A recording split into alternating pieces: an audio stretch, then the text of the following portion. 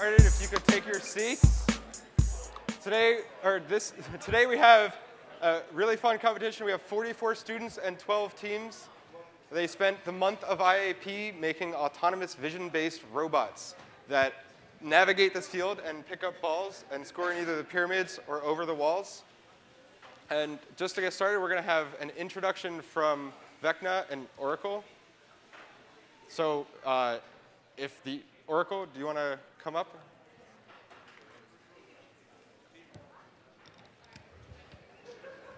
Our sponsor, Oracle, long time.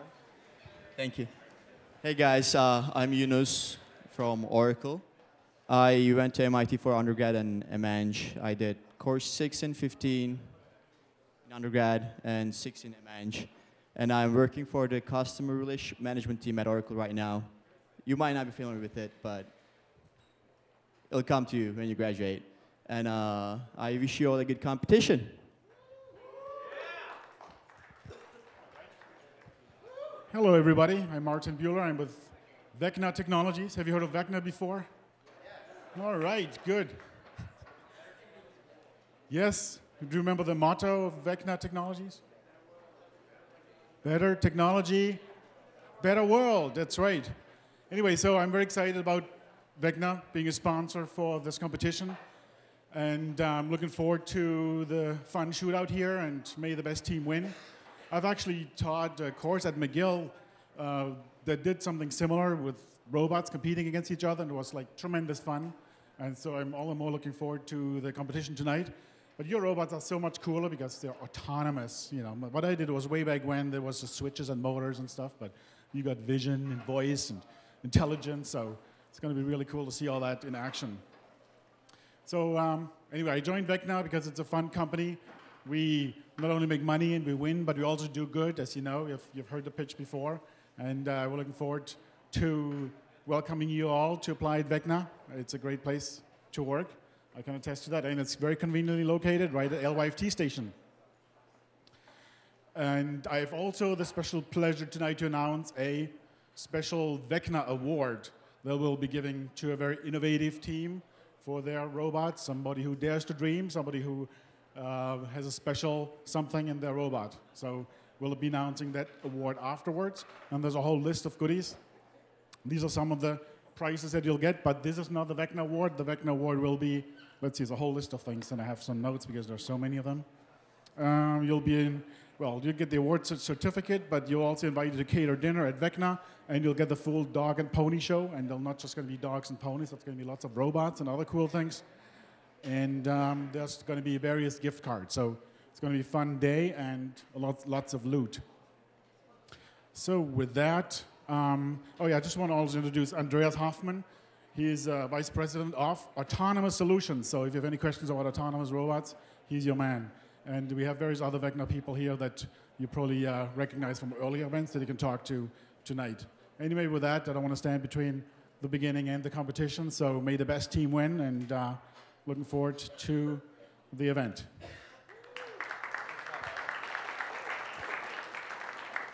So for those unfamiliar with the rules, which is mostly everybody, we'll go over the points real quick. There are these pyramids in the field. Scoring in the purple level of the pyramid is 15 points. Scoring in the yellow is 30. Scoring in the blue is 50. Scoring over the yellow wall is worth 20 points. Possessing the ball is worth 5, and by possessing we mean that if we pick up your robot, the balls come with it. So if the balls are just underneath your robot, that doesn't count as possession. The chute here, if you press the button on the chute, you get 4 additional balls per side for each time you press the button. However, there's a 20-second timeout on the button, so you can't just sit there and press the button over and over again. And that's the basics of the rules. All right, hands up. Ready? 3, 2, 1, go.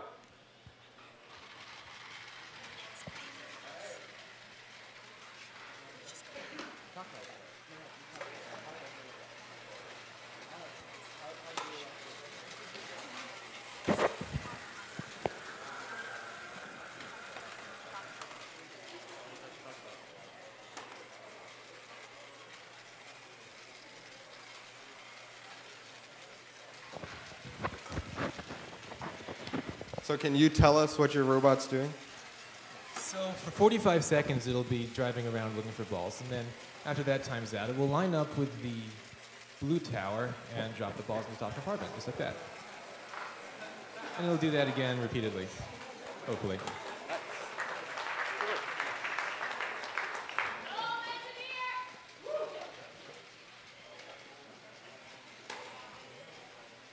Do you want to tell us a little bit about Janky Robot? Sure. So, Janky Robot kind of just does whatever it wants to do. We're all really not sure what it's going to do. It's going to be like a surprise. So this is new for us as well.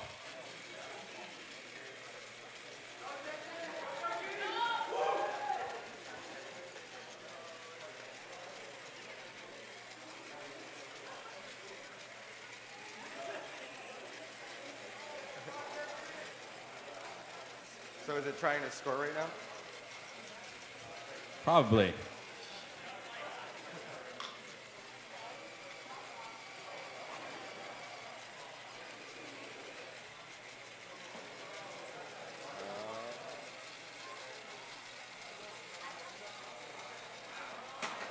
Oh.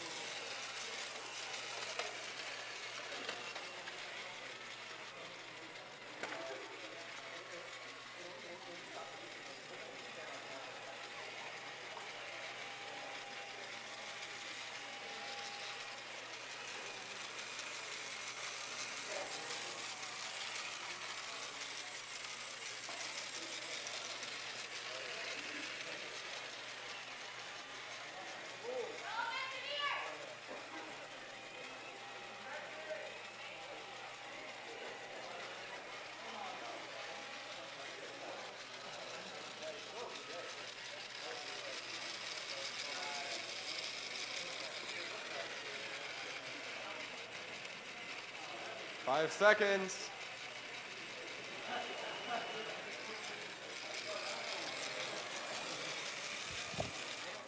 All right, and that's gone. Okay. Winner is the Mengineers. So switch sides. All right, so to explain the rules here, we're going to have a single elimination bracket.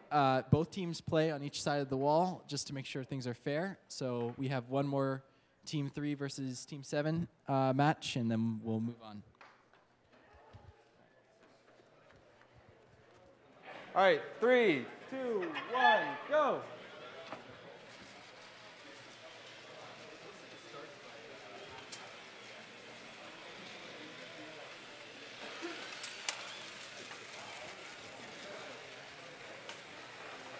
So can you tell us about your ball collecting mechanism? Sure. So our ball collecting mechanism is just a roller that picks up balls. But we're actually really excited that, so this is the longest time this robot has not burst into flames. We've actually gone through about 8 motor controllers. So the thing on the left side there, that red little chip, has a tendency to just short circuit really easily on our robot for some reason. And so if you guys start seeing smoke coming out of it or really funny red flaming things, that's actually natural. We're all prepared to just swap that out immediately, and yeah. So how do you get your balls from the ground level up to this? It looks like this hopper up on the top.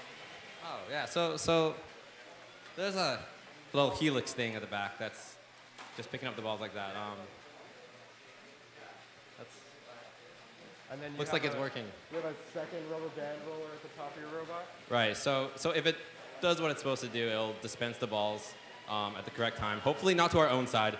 That'd be really bad. Yeah. Yeah.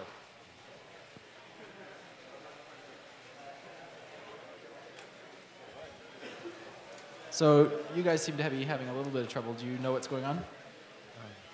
It's possible that one of our sensors stopped working. We have six sensors lining the perimeter of the front of the robot, circumference of the robot, for wall following. And if one of them stops working, that would explain why it keeps running into walls. but it seems to be going okay, so, you know. We also burned out a whole bunch of motor controllers. About 5, possibly.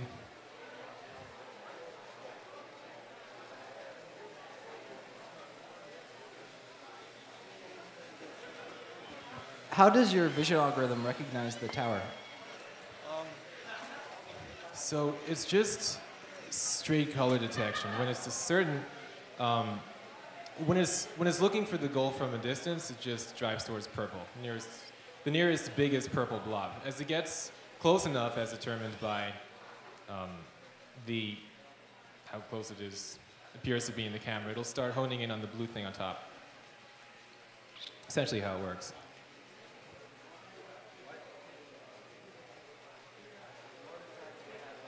So I noticed he stopped earlier. Does he think it's the end of the match? Or? Okay. You guys seem to stop about 10 seconds. Yeah, so we, about 5 seconds ago, had to fix our stop after 3 minutes algorithm, and it might be stopping after switch instead of button, so yeah, I'll fix that. We're good. The winner is Engineers. All right. So tell us a little bit about your robot and what's your general strategy? First to start off, while building our robot, we focused a lot on like quick manufacturing. So it's pretty much all laser cut out of wood. In addition, to avoid problems of possibly being top heavy, our ramp is designed so we could go for the middle of the pyramid. And Rodrigo knows more about the code. So the code is a very simple strategy. We worked a lot on optimizing how it scores and how it picks up balls and how it explores. And the strategy is just, if it sees a ball, it tries to catch it. If it sees an opportunity to put balls over a wall, it tries to do it. And otherwise, it just explores. So that's basically what it's going to do.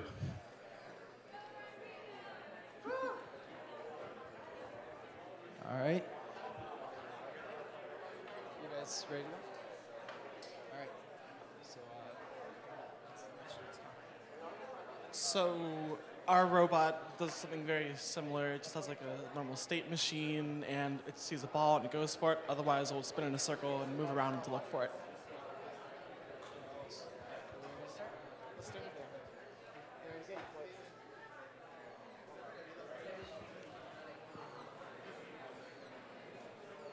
All right, ready?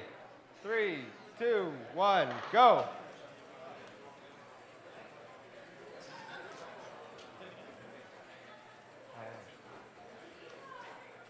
So team 1, can you tell us what your robot is up to?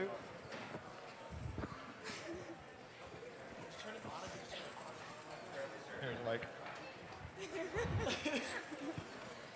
So currently the robot is searching for balls, and right now what it does is rotate around to try to find a ball, and what is it doing now? Oh, it rotates around to try to find a ball, and when it does see a ball, it drives toward the general area and then corrects using the camera, as it just did now. And if it can't find any balls, it drives to the nearest wall and starts following the wall, and every so often looking around to try to find a ball. And when it does go back to the ball finding routine. And it's pretty effective for clearing the field. We'll see what's going on now. Sometimes he stops to think.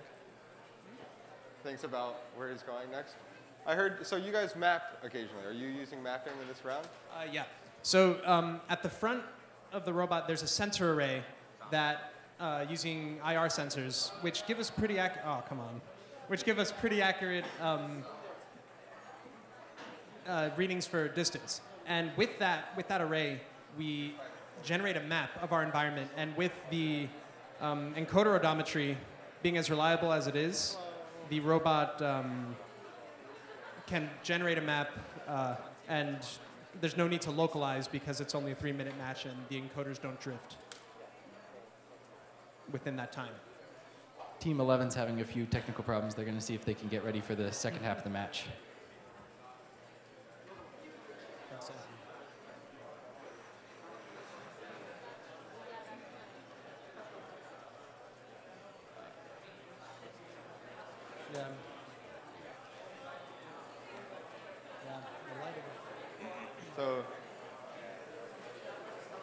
we go. I think so. Green has one ball currently. Does your robot ever deem any balls like ungettable? Yeah, we use mapping to look at the balls and see if there is a line to them.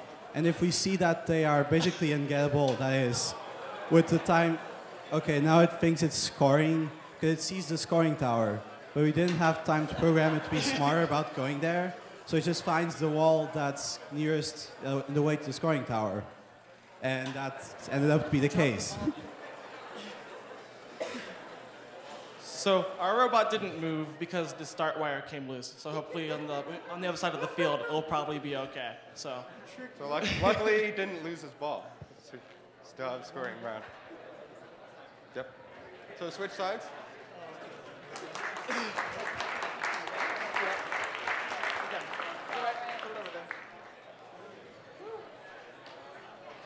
So team 11 is getting set up. Team 1, are you ready? Yep. Each playing field starts out with 8 balls with the possibility of an additional 16 in the chute through the use of the button.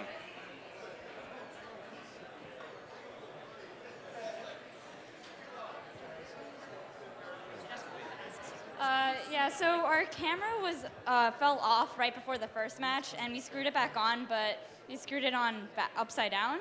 So now we're rectifying that, and yeah, we'll be done in 15 seconds or so, supposedly. But yeah, aside from that, hopefully we'll do better this match. What would you say would be the hardest part of Maslab? The time, like, you don't have much time, and you need to do a lot. That's the hardest thing. How much time do you think you would like to have? Couple years, like the Mars rover project, maybe. Yeah, that's all right. I mean, it looks like a pretty complete robot here. Yeah, I mean, yeah, we tried. A lot of laser cutting definitely helped speed building it, but we spent a large portion of the time just CADing to make sure that it's better. We felt it was better to build once and then tweak it, so I have to redo the design every time. And looks like we're ready to go. Ready? 3, 2, 1, go! Damn it.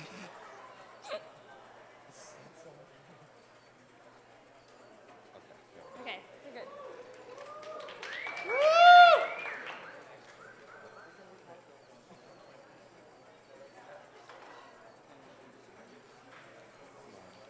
Yes. So team 1, it looks like you have 1 ball. Team 11, what is your robot doing right now? It's fine. Not paying attention. I moved it. Looks. Yeah. So close. That's why I changed that down. Yeah. 2 balls for team 2 or team 1.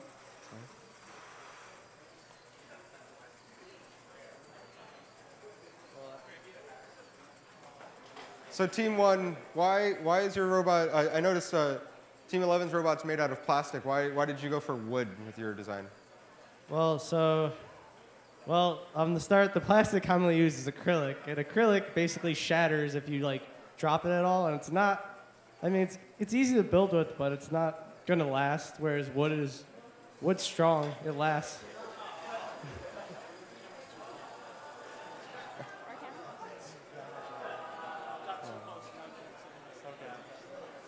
So do you know, like, were you trying to add balls for later? Or?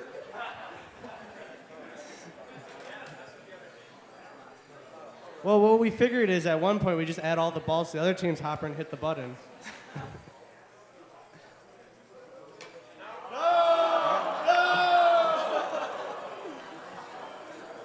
So hopefully you can recover those balls. So team 11 now has 1 ball, whereas team 1 has 0.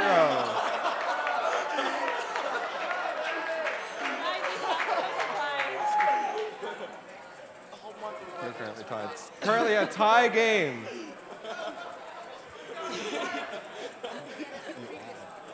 Oh shit, the motor pulled off. No, the roller motor. Oh no! Why was it off? Well, I mean, it's not going to pick up the ball anyway, so it's all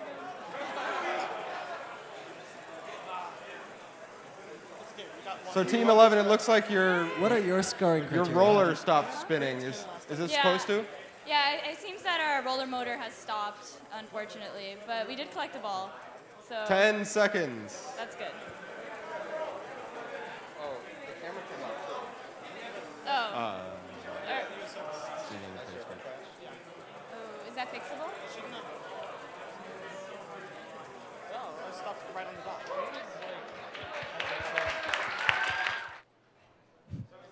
In the event of a tie, it's the tiebreaker is number of balls displaced on the field first, then seeding rank, then if all of that's tied, it's weight of robot as decided by a child under 10. Yeah, okay. So I guess it goes to Team 1, Hexnut. Congratulations, Team 1.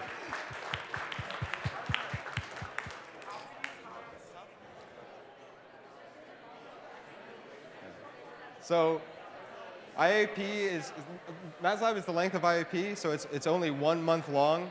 Students started on the 7th of January, and the final competition is on the 1st of January. And they worked most days of IAP, including on the weekends, to build these robots in a single month. It's worth noting that we give them very little assembled stuff. We give them basically raw materials in a computer. So it's very impressive what they've done. We're Team 6, and we've got a pretty nice robot up here. I'm going to tell you a little about the software, which is what I worked on, and then maybe one of my teammates will tell you a little about the hardware. But what you'll see our robot do in a second is drive around the field.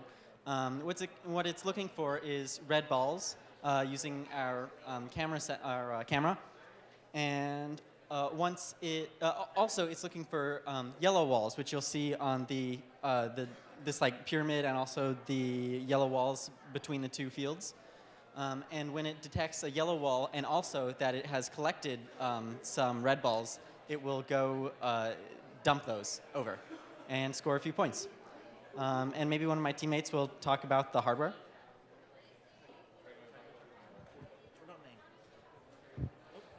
Oh. So our robot uses these really cool things called Omni wheels, which are basically wheels on top of wheels. And they'll allow you to, if you program your robot right, slide in any direction you want or turn around really, really quickly. The kind of drive system we're using, we've got 2 wheels pointing forward so we can go forward real fast and 1 in the rear. And basically we just use the one in the rear to navigate like a rudder on a ship to help us track our balls faster. Our scoring mechanism is just a really, really, really big belt that we're pretty proud of. Made out of some high friction material, and we hope that it can grab as many balls as it can on the field.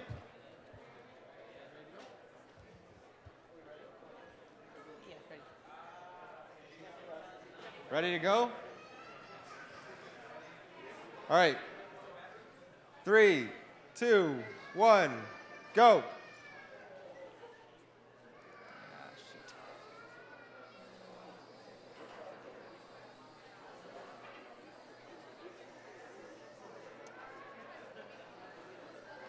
Okay, so I guess in the meantime, I'll tell you a bit about this robot. I'm not entirely sure why it's not moving. It worked when I tested it before on the field. Hopefully it's something silly that can be fixed before the next match. In terms of mechanical design, this robot is nicely laser cut and slotted together. It collects balls using a rubber band roller in the front in the same module as the camera, actually. So the camera is just mounted next to the roller. It has a pretty good view of the balls. It's got ball tracking code, which worked reasonably on an earlier model. Haven't had a whole lot of time to test it on this one. And right now it's just got a ball storage area because we didn't get to finish our lifter in time, but in theory it's got a lifter going from ball height to just above tower height and a scoring mechanism that could score over the yellow wall or in the tower.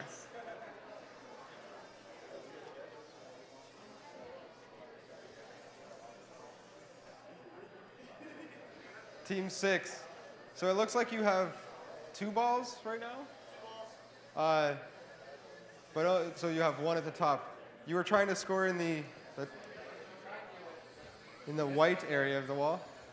We tried to score at the yellow wall right there, but luckily, unfortunately it missed. But luckily there was that thing blocking it, so the balls didn't actually come out. It was awesome.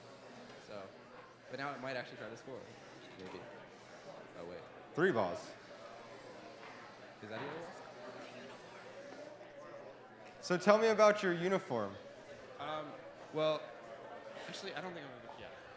Our uniform is reflective of our team spirit and our robot. If you've read in our pamphlet, we've based it off of our spirit guide animal, the graceful and majestic 18-wheeled truck, one of the largest predators in nature. So we thought to honor our robot by its presence, we would all dress accordingly, like truckers. Plus, we've got safety glasses. You've always got to be safe. Especially from UV.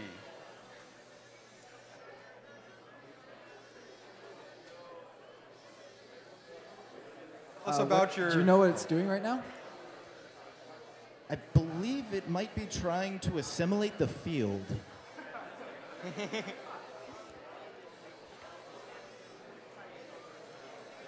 Let's construct additional pylons. So tell us about your drive wheel design. I noticed you have 3 drive wheels.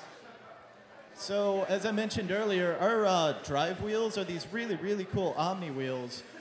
But the problem with ours is that they're really, really tiny, and they're made out of a bunch of insanely slick materials, which is horrible when you want to get grip on something. So what we've done is since modify them, sand them down a bit, and we've covered the rollers in sand and rubber. That's the end of the match. We're going to switch sides.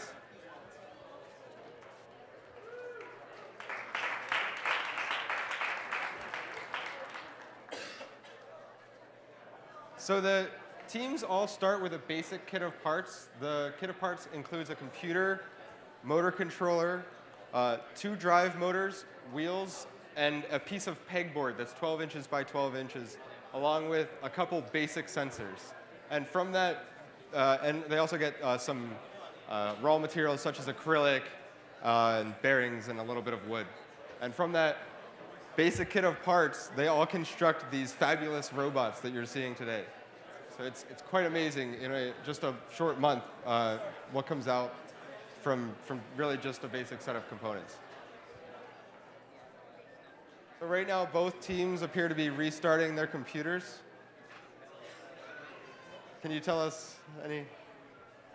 So we've used a couple of interesting manufacturing methods in making our robot. I may have also talked about that in our pamphlet, mentioning lasers and diamond guns. But we've made these side metal plates, which are either aluminum or steel, out of a machine called a water jet, which uses high-pressure water filled with this very abrasive sand-like substance, which is basically crushed diamonds or crushed rubies.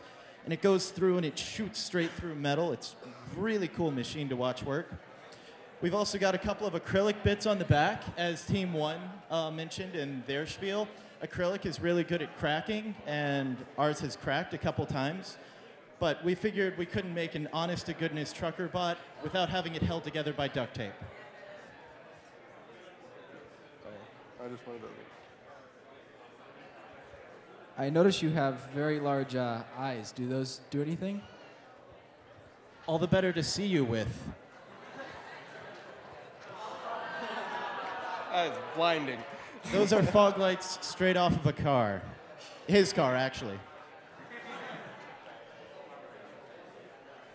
We're not using them because they're too awesome. They ended up just incinerating the balls before we could even pick them up.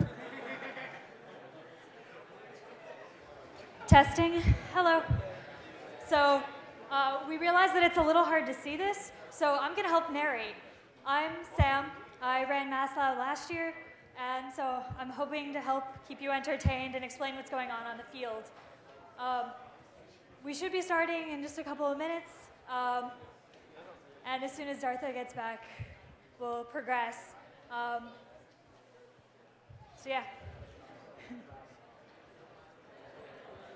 So due to some connection issues, we're going to start the next match. So Dartha, I have a question.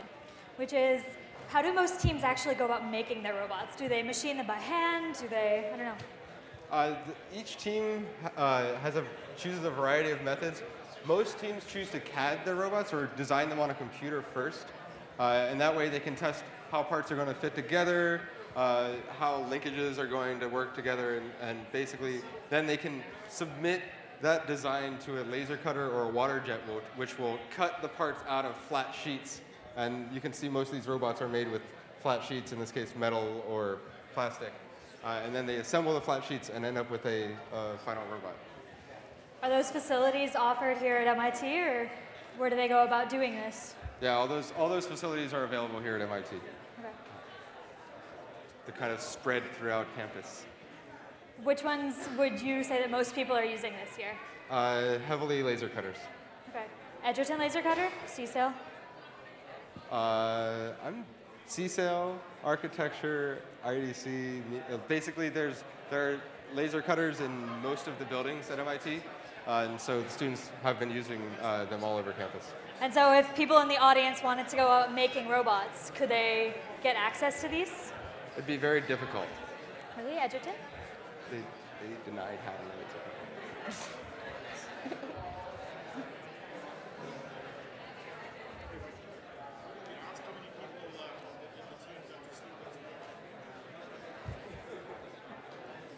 So we had a question from Vecna, which is how many of the teams actually slept last night?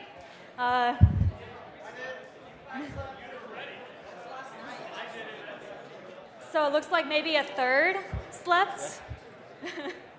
Sounds about right for the very last night.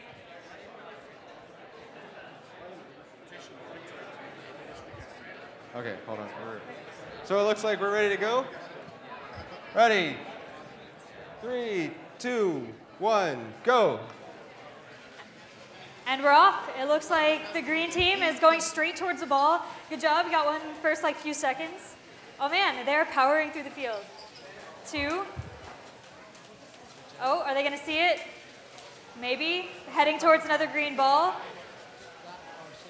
3. And this side of the field is clear. Let's see if they can make their way around the little peninsula right there. Oh, but they stopped. Do you guys Can you tell us what's going on? On what you think is happening? Okay, well, it looks like even the roller motor and the tower motors have both stopped, which is a bad thing. Is the battery disconnected? So, did you say your tower got jammed? No, nothing's jammed. I suspect because the tower and the roller should be running throughout the whole match. So the only reason why it would stop like this would either be it's lost connection to the Arduino or the battery's just been unplugged. So it lost the connection to the Arduino. Is there any chance that it's going to get connection back? Well, I mean, if the cable's like unplugged or like loose or something, I don't think it's going to fix itself. So they're hypothesizing that one of their cables came unplugged, and they might be a little SOL on the field here. How's the red team doing? Do you guys want to comment on what your robot is doing right now? Our caster wheel literally sank into the foam, and the motors are not fast enough to counter that right now. So probably for the next round, we're going to increase the motor speeds and hope that it solves the problem. So you're going to try and increase the motor speed. Do you have enough time to do that between the matches? No, but I guess we're going to try. I guess that's the only thing we can do. Do you guys want to call this match? If you think you're not going to... It's up to the other team. I mean, yeah, we're ready to call this out. Yes? You guys okay with calling it? Okay, match is over. Green team with 15 points. Not the most exciting match. Congratulations. So we're switching sides. So after 3 minutes, the robots must stop movement. But in some cases, they're using a modified servo for their lifting mechanism or possibly their roller. They're very difficult to stop. So we allow those mechanisms to continue moving as long as they stop their robot's movement in terms of driving around.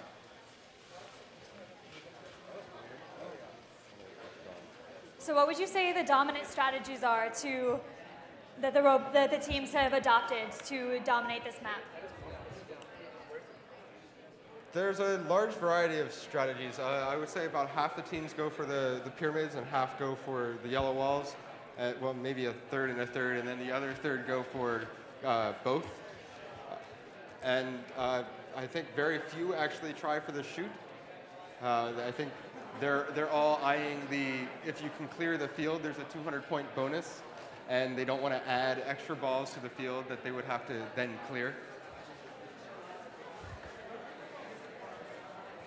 How much do the rules change from year to year? So let's see, the rules last year. Tell us about the rules last year. Okay, well, last year it was more focused on transferring the balls to the other side with the idea of having head-to-head matches. So there were regions, and the further away that you managed to put your balls, the more points you got. So this year they have more pyramids, so there's more focus on this side of the map. Yeah, your own side of the map. So scoring on your own side versus scoring on your opponent's side. So I remember last year there were lines on the opponent's side, and if you got the balls past those lines, you would get more points versus if they were closer to your own side, right? Do you know what I think it's time for? I think it's time to give away a prize. Yeah, okay. Do you guys want that? Would you like someone to win a prize? Did everyone get raffle tickets? No? You should raise your hand if you would like a raffle ticket. All right, we'll come around and bring you raffle tickets. Maybe we'll give away something after all of you have raffle tickets. Wait a few minutes. So Team 4, can you tell us about your overall strategy? Okay, so strategy-wise, in the first 2 minutes, our robot tries to collect as many balls as possible and also push the button to release as many balls as possible. With 1 minute left, it will attempt to score either over the wall or on the tower. And once it's scored once, then it'll go back to collecting balls. And in the last 10 seconds, it'll make a last-ditch attempt to score again. So that's basically it. I didn't understand. Hands up when you're ready. 3, 2, 1, go. And it looks like the red one is turning in circles. It's doing pretty well at turning in circles. Yeah, it's dancing. In fact, I think that green team over here might be having a little bit more trouble. Would you like to comment? I guess moving around in circles is better than not moving at all. It's at least slightly more entertaining to watch. No offense. Yeah. So red team, do you think it's gonna see a ball? To be honest, I'm not sure why it's turning in circles like this. Actually, I think I have an idea. I think it's stuck in one of the states, basically. I'm gonna have to... So is your robot almost entirely vision-based? Does it rely on... No, it relies on both vision, bump sensors, and IR sensors. Does it have a timeout? Like if it decides it's turning left for a while? It does actually have a timeout, but I suspect actually the code has crashed right now, which is why it's not going to time out. So your robot crashed? I think so, unfortunately. Do you guys... Scratch. Call. Sorry. Okay. We're going to call this match also. Yeah.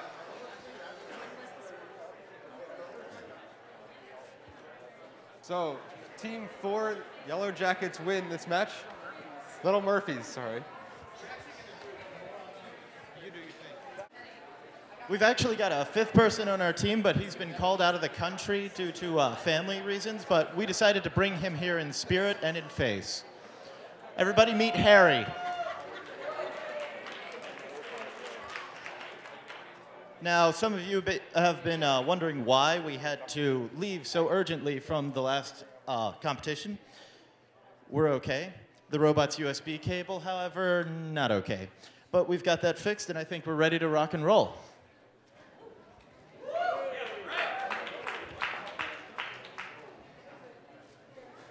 Hands up when you're ready. Okay, you ready? All right, 3, 2, 1, go. And there's a very loud noise coming from the red team. Yeah, so the robot... You're going to have to speak up, sorry. Okay, the robot had a lot of recent mechanical changes sort of last night, and there hasn't been a lot of testing, so it's probably something that's just slightly loose and rotating. I wouldn't worry about it too much. I'm slightly more concerned that it's not driving. Hopefully, it's just like a wire that's loose somewhere. So over here on the green side, it looks like they picked up a ball and maybe doing the infamous turning in circles routine. It's our victory dance. Oh, victory dance, that's good.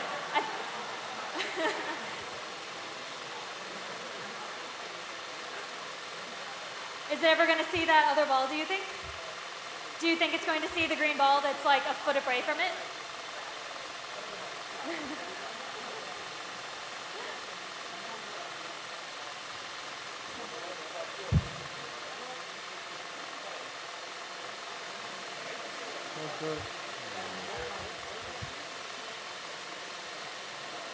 So some of you may have been wondering why we picked the 18-wheeler as our inspiration for this beautiful, beautiful robot. And other than being nature's finest killer, we've noticed that with our Omni wheels, which have 6 rollers each on 3 wheels, 3 times 6, we actually have 18 wheels on there.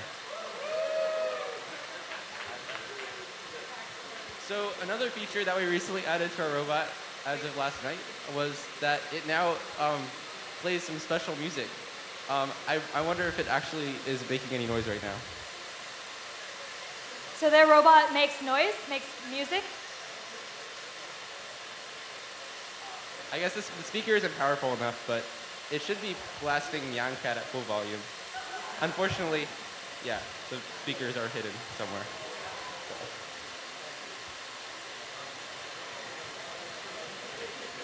So for those members of our audience, could you tell us what Omni wheels are? Omni wheels are like really, really great from a mechanical engineering standpoint, and they're really hard to work with for programming because they're actually really cool. You can have forward motion, and they also slide side to side, which allows for you to do some pretty cool things in an ideal world. But when you when you're programming them, you have to do some calculations with like the center of mass and the torque from the wheels and the friction and all that stuff. And so we had to. Harry actually did a lot of those calculations, and luckily, so that was great. So do you think your robot's going to ever find that ball, or shall we call it and have maybe a little quieter? Well, we'll see what happens when the timer goes out. Just kidding. Oh. Is your robot going to turn off? Oh. So I believe there's a penalty.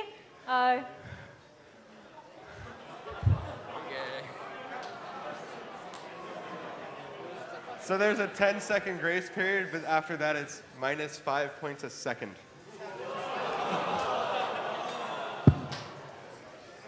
So I'm afraid you guys are going to lose this match. Okay. Yeah. But scores cannot be less than 0. So and I guess that, no, I'm just kidding. Yeah, so I guess in that case you would win. I don't know. Balls, let's talk about it. They did win the last one, yeah. So your score for this match can't be less than 0, but you had a positive score last match? Also, they displaced a ball this round, so